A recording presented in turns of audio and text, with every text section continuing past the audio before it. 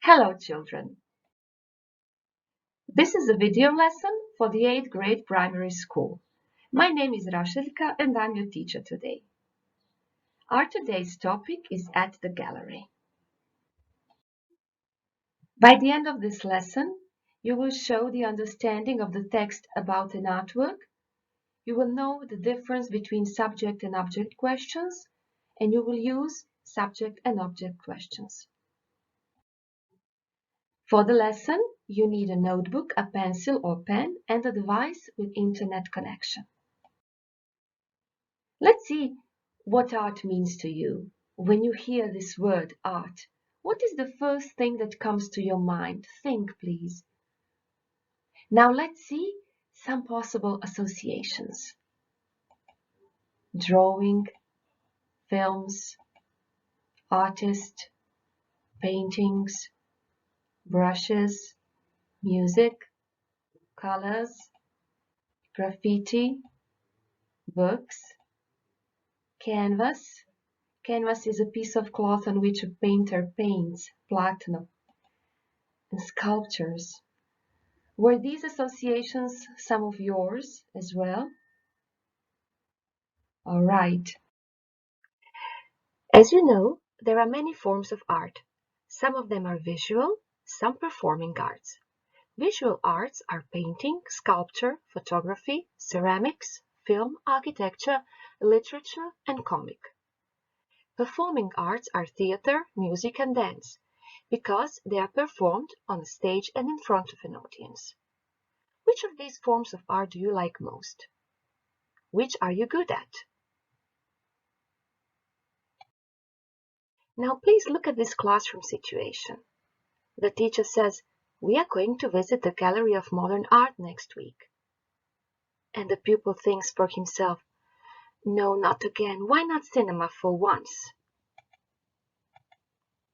Just hope we take some burgers afterwards."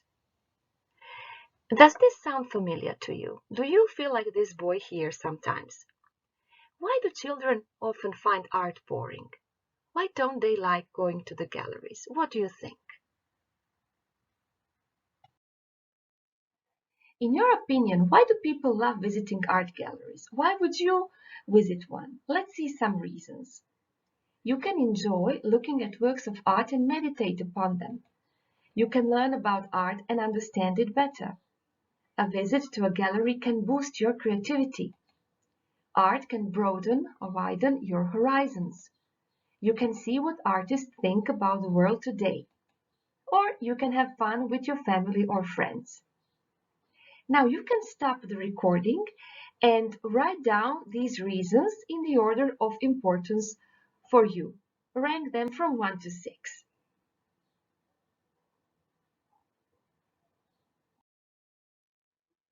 Now look at these two pictures. They are telling us about the origin of the word museum. What do you think? Where does it come from? The word museum comes from the Greek word museion, which was a temple dedicated to the muses, goddesses of art. We see them in this picture. These temples were filled with sculptures and poetic inscriptions and other works of art. And what can you see in these pictures, in these photos? What have they got in common? They're all called the same gallery. The word gallery comes from Latin galleria, which is a church porch. So the word gallery in English can mean the spectators at a sporting event, a porch along the outside of a building, a room or series of rooms where works of art are exhibited, and also a narrow balcony along an upper floor inside a building. You can see that in theater. This is a seating area in a theater and also an area for the church choir. And there is also a difference between an art museum or art gallery and a commercial gallery. An art museum or art gallery doesn't sell paintings. It is only for exhibition and conservation of works of art. But a gallery can also be a place that buys and sells works of art. And now let's see, who works at the gallery? A painter. And what does he do? He paints. Who else works at the gallery? A curator. And what does he do? He organizes and arranges exhibitions. Who else works at the gallery? A guard. And what does she do? She watches over works of art. Who works at the gallery? A cashier. And what does she do? She sells tickets. And who is this? Who else works at the gallery? Yes, this is a guide. And what does she do? She tells you about the paintings and the artists. There is another job. This is a cleaning man. And what does he do? He cleans the gallery. And look at these works of art. They're beautiful, aren't they? They show some different genres in art. Can you recognize them? Now follow this link here where you will match artworks with their genres. You can stop the recording and follow the link. And now watch the video and learn about different artists, their works of art and their thoughts.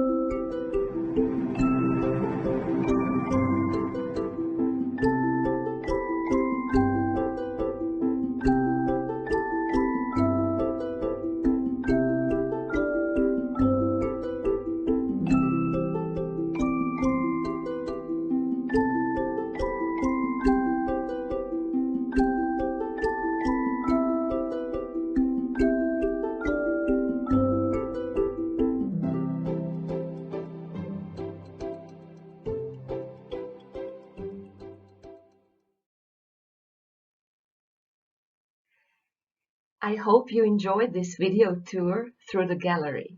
Now, do you remember who painted Mona Lisa? Leonardo da Vinci. We see him in this painting. And who did Leonardo paint? Mona Lisa. So these two questions are different because in the first one we ask about the subject, and in the second one we ask about the object of this sentence, Leonardo painted Mona Lisa. Look at another example from the gallery. Monet painted poppy fields. So, who painted poppy fields? Monet painted poppy fields. In this question, we ask about the subject. Who? Monet.